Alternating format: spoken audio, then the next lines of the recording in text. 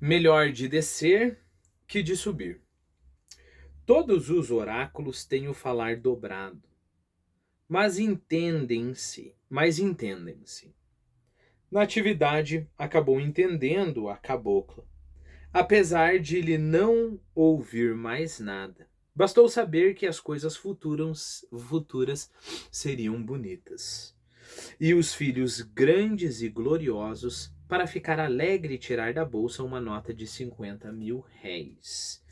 Era 5 vezes o preço do costume e valia tanto ou mais que as ricas dádivas de Creso, a Pítia.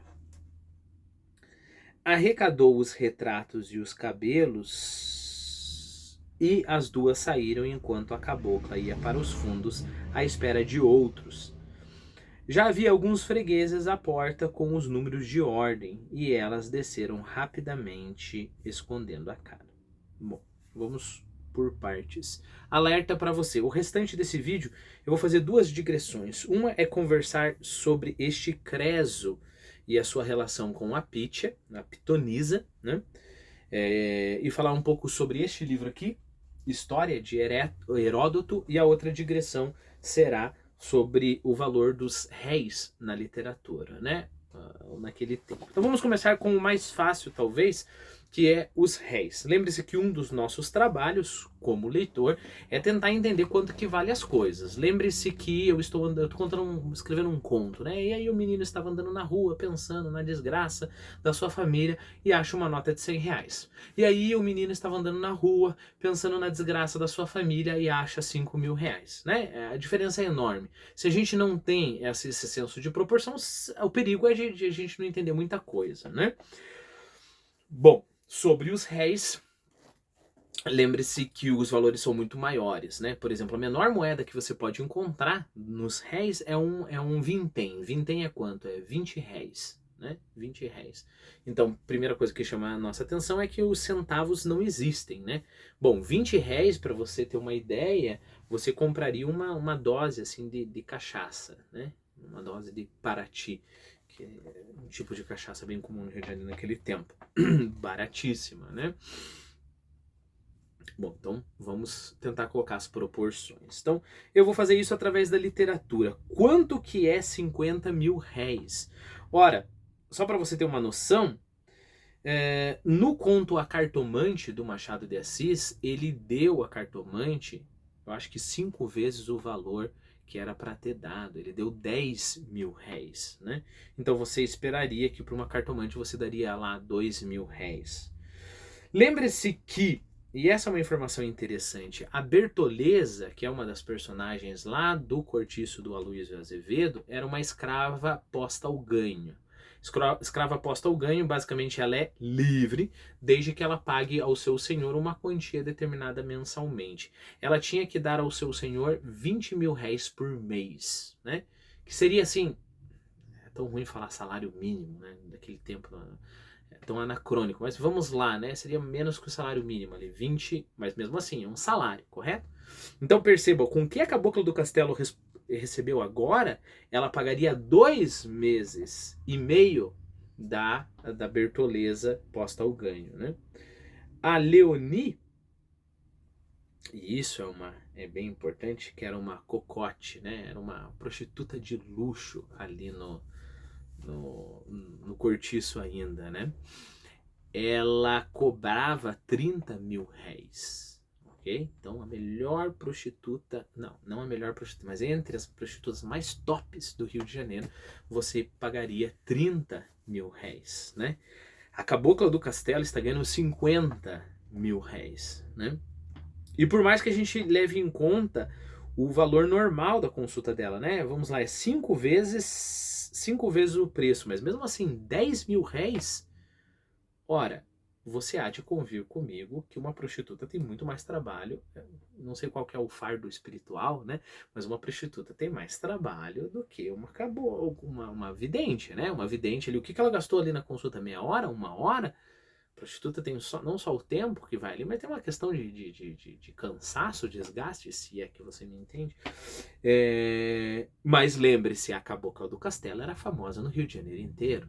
né? A cartomante que foi consultada lá no conto A Cartomante já não podia cobrar nada mais além do que ficar lá perto dos 2, 5 mil réis. Né? Outra informação importante, ainda no cortiço nós temos o Jerônimo. O Jerônimo, ele é o chefe da pedreira, ele é o chefe de dezenas de trabalhadores, né? E um chefe muito competente. Ele ganha 70 mil réis por mês, ok? Um macaqueiro, que é o cara que fica quebrando as pedras e fazendo o formato das pedras, então um trabalho bem braçal, ele ganha 30 mil réis por mês. Novamente, a Cabocla do Castelo ganhou 50 mil réis. Um contínuo numa repartição pública também ganha 70 mil réis por mês. Emprego público, tudo bem, é o cargo mais baixo, mas é emprego público, né? Se você quiser assinar o Jornal do Comércio, por exemplo, você vai pagar por um ano inteiro de assinatura do Jornal do Comércio 24 mil réis, né? Lembre-se que em determinado momento no Memórias Póstumas o Brás Cubas encontra o seu velho amigo Quincas Borba e decide dar uma esmola para ele, dá uma nota de 5 mil réis. Pro Quincas Borba isso é uma fortuna, né? Ele fica extremamente alegre. A Pombinha, que é uma personagem também do Cortiço, ela cobrava 2 mil réis por noite para ensinar lá os cacheiros a dançar. Então ela ficava lá talvez umas 2 horas ensinando dança por 2 mil réis, né? Dona Plácida cobrava 1.000 réis por criança por mês para ensinar os rudimentos ali da leitura e etc. Né?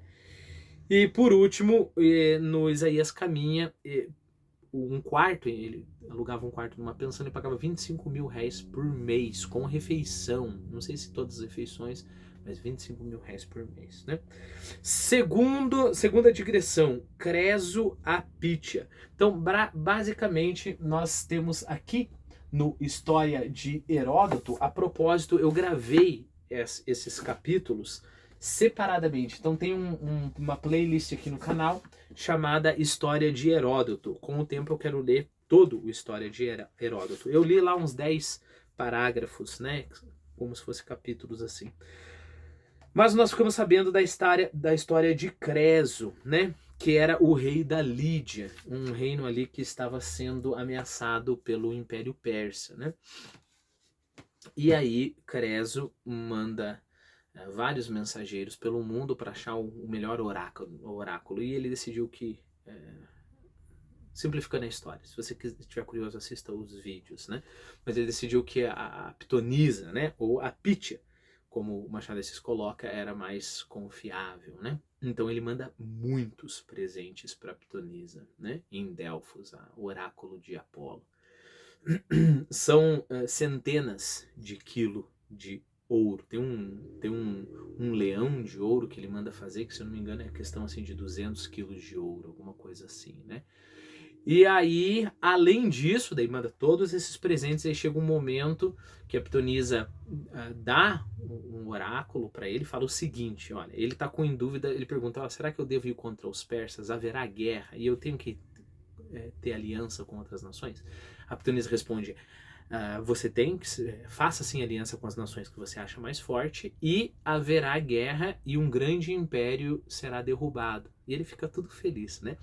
Aí ele manda mais presentes, ele manda uma balança de ouro para cada habitante de Delfos, além de um monte de outros presentes que está lá, né? É claro, o irônico da história é que a Pitonisa falou assim, olha, o império vai cair. Só ela não contou para ele que o império que cairia seria do próprio Creso, né? Haveria guerra contra a Pérsia e o império do Creso, um grande império, cairia, né? Bom, nós podemos pensar nessa ingenuidade de Creso. Ele escuta um oráculo e ele filtra só aquilo que é bom. Isso é extremamente importante para o modo como a natividade escutou os presságios da Cabocla do Castelo, né? Falou algumas coisas ali sobre briga, não sei o que, mas o que importa é que eles terão futuros grandes, coisas futuras, como disse a Cabocla.